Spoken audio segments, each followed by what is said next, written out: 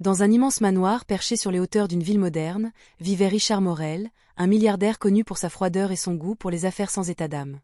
Il avait bâti un empire dans la finance, possédait des dizaines d'entreprises et des centaines de propriétés à travers le monde. Mais malgré sa fortune, Richard était un homme seul. Depuis la mort de sa femme, il s'était refermé sur lui-même, persuadé que tout le monde ne l'approchait que pour son argent. Chaque jour, une équipe de domestiques s'occupait de sa maison. Parmi eux, il y avait une femme discrète et digne, Martha, une femme de ménage noir qui travaillait là depuis 6 ans. Elle n'avait jamais cherché à attirer l'attention de son patron, se contentant de son travail pour subvenir aux besoins de sa fille unique, Alicia, âgée de 17 ans. Alicia était une élève brillante, toujours première de sa classe, mais la vie ne l'avait pas épargnée. Elle avait grandi sans père et avait dû apprendre très tôt à être responsable, soutenant sa mère dans les moments les plus difficiles. Un matin, alors que Richard feuilletait le journal dans son immense bibliothèque, il surprit une conversation entre Martha et Alicia. La jeune fille, qui accompagnait parfois sa mère pendant les vacances scolaires, confiait à voix basse. « Maman, tu travailles trop. Je veux t'aider, je vais trouver un petit job après les cours. »« Non, ma chérie, concentre-toi sur tes études. Tu es mon espoir. Ton avenir sera différent du mien. » Ces paroles frappèrent Richard. Pour la première fois depuis longtemps, il ressentit quelque chose dans son cœur. Mais en homme méfiant, il se dit, tout le monde a l'air honnête jusqu'à ce qu'on le mette à l'épreuve. C'est alors qu'il eut une idée étrange, tester la sincérité de cette adolescente. Le lendemain, il demanda à Martha si Alicia pouvait l'aider à ranger la bibliothèque. Martha, surprise mais respectueuse, accepta. Quand Alicia entra dans la pièce, elle fut éblouie par les étagères de livres anciens, les tableaux de maître et l'atmosphère imposante du lieu.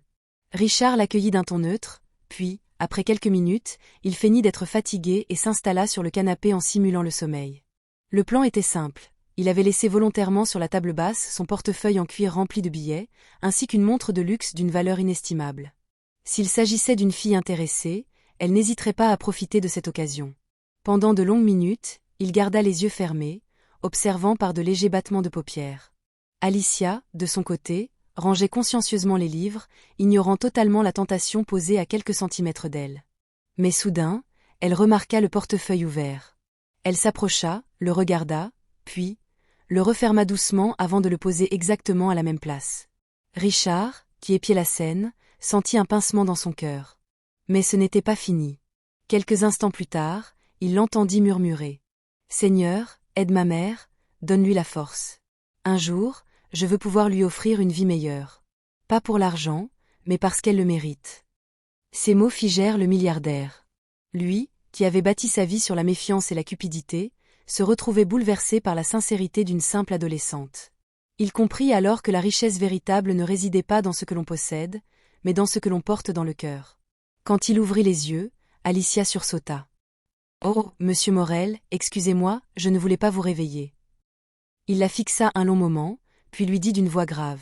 « Alicia, tu es bien différente de ce que j'ai connu dans ce monde. » Les jours suivants, Richard décida de se rapprocher d'elle. Il engagea des conversations, lui posa des questions sur ses rêves, ses études, sa vision de la vie. Chaque réponse d'Alicia le désarmait un peu plus. Cette jeune fille parlait avec passion de devenir médecin pour soigner gratuitement les plus pauvres. Peu à peu, le milliardaire changea. Il se remit à sourire, à sortir de son isolement, et surtout à réfléchir à l'impact de sa fortune. Tout cela grâce à une fille qu'il avait voulu tester. Le jour où Alicia obtint son bac avec mention, Richard organisa une petite réception dans son manoir.